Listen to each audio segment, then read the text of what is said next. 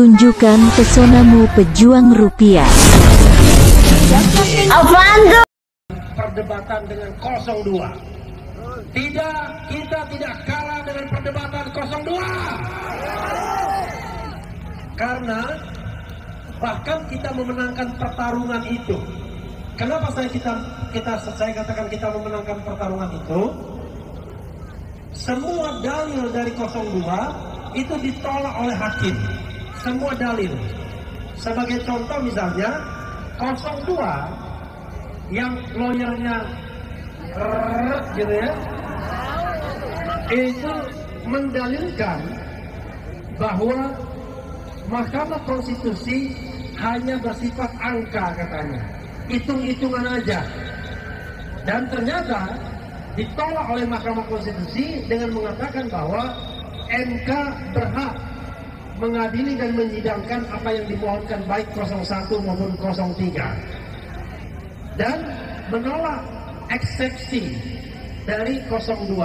Nah sayangnya ada 5 hakim yang agak sontoloyo sedikit. Saya tidak mau bilang masuk angin ya. Sontolo itu kan angon bebek ya kan.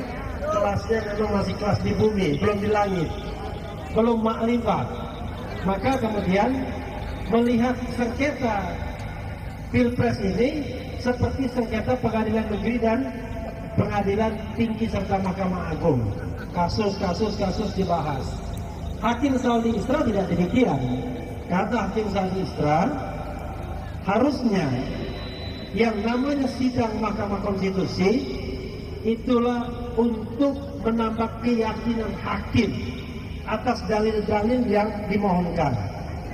Dan Saldi Isra, Eni Nurmaningsih, termasuk Arif Hidayat, mengatakan dalil kita bahwa bansos digunakan untuk pemenangan 02 terbukti.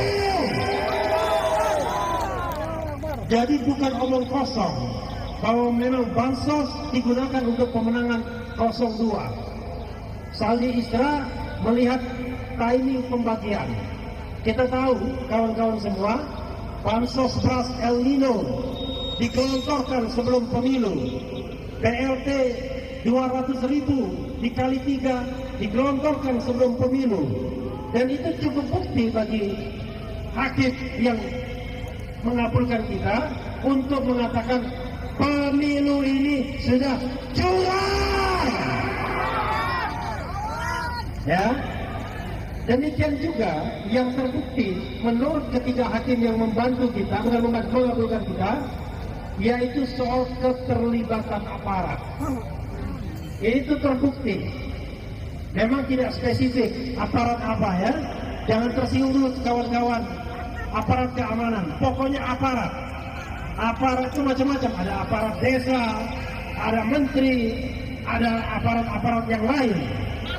Dan terbukti, sehingga kata Saldi Isra, harusnya dikabulkan juga dalil mengenai keterlibatan aparat dalam pemenangan 02. Dan ini sejarah yang luar biasa bagi Republik ini. Baru pertama kali ini ada sengketa Pilpres yang ada dissenting opinionnya. Bayangkan, sejak 2004, 2009, 2014, 2019, semua sengketa Pilpres ditolak oleh Mahkamah Konstitusi tanpa satu hakim pun yang dissenting. Dissenting itu artinya memiliki pendapat yang